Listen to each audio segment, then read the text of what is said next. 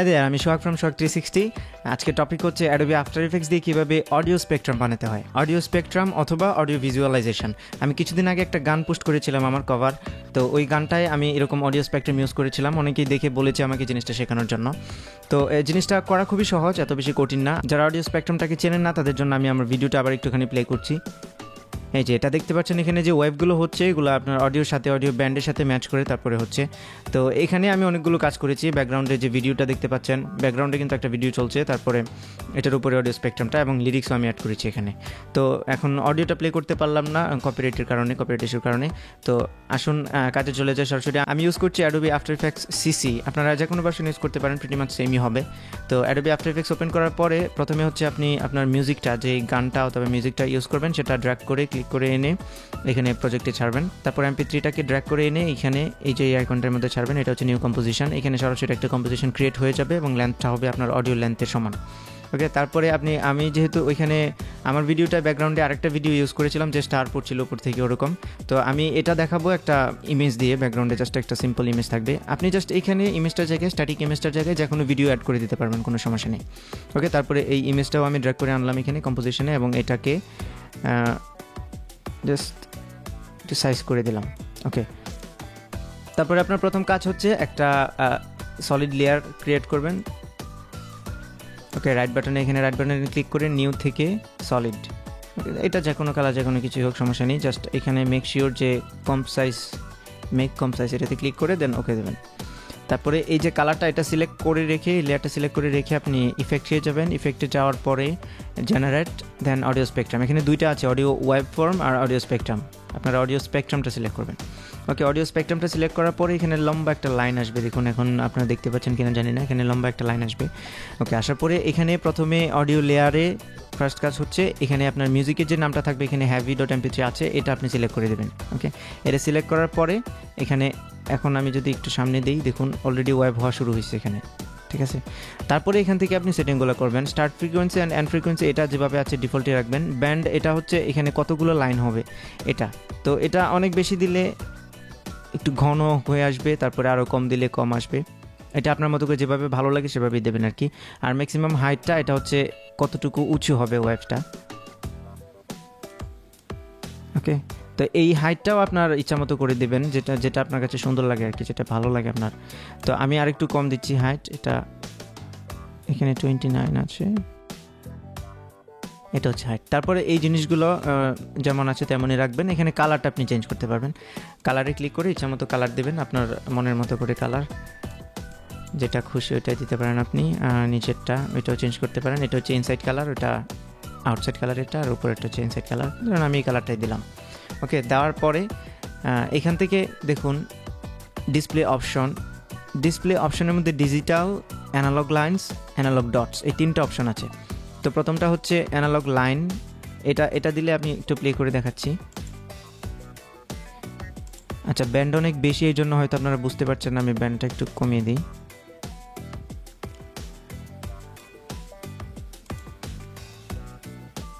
এই যে এটা হচ্ছে আপনার অ্যানালগ লাইন্স। এটা অ্যানালগ লাইন্স মানে হচ্ছে আপনারা ওই যে সিনেমায় হয়তো দেখে থাকবেন পালস, এটা পালসের মতো। ওকে, তো এটা হচ্ছে পালস আর এটা হচ্ছে ডিজিটাল লাইন।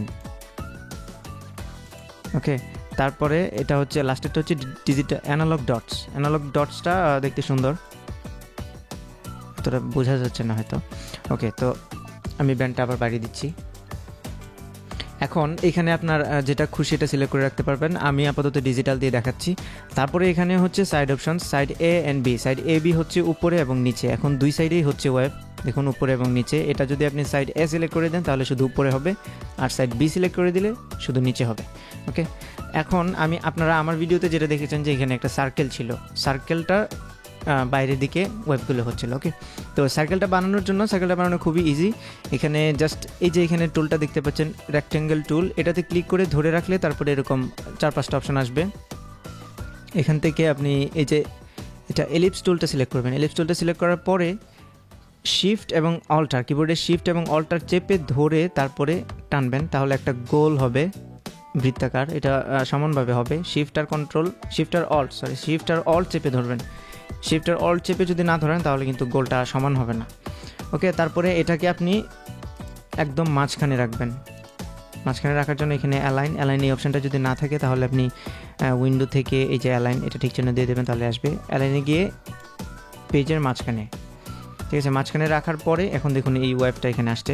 এখন এই ওয়েভটাকে এটা চারপাশে নিতে হবে। চারপাশে নেওয়ার জন্য এখানে দেখুন প্যাথ নামে একটা অপশান আছে, এখানে নাম দেওয়া আছে, এটা জাস্ট মাস্ক 1 সিলেক্ট করে দেবেন। এখন দেখুন এটা চারপাশে চলে গেছে। এখন একটা জিনিস খেয়াল করবেন যে এখানে ওয়েভগুলো নির্দিষ্ট একটা জায়গায় যাওয়ার পরে কেটে যাচ্ছে। ওকে, সো এই কেটে যাওয়াটা রিমুভ করার জন্য এখানে মাস্কের সোজা অ্যাড থেকে নাম দিয়ে দেবেন। এখন সবগুলা ঠিক হয়ে গেছে।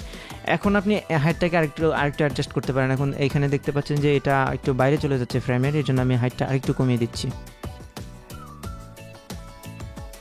ওকে, এখন একটা সিম্পল অডিও ওয়েভ চলে আসছে। প্লে করে দেখি আবার। এখন আমি অডিওটার সাথে প্লে করে দেখাচ্ছি আপনাদেরকে। এতক্ষণ অডিওটার সাথে প্লে করে নিই।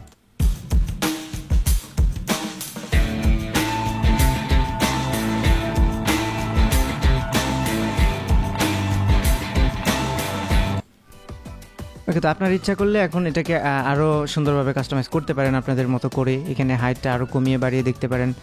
এটা দেখছি আরও বাইরে চলে যাচ্ছে এখন, তো হাইটটা আরেকটু কমিয়ে দিই, আমি আরেকটু কমিয়ে দিলাম। তারপরে এখানে কালারও আপনার ইচ্ছা মতো অন্যটা চুজ করতে পারেন, এখানে যেটা দিলাম।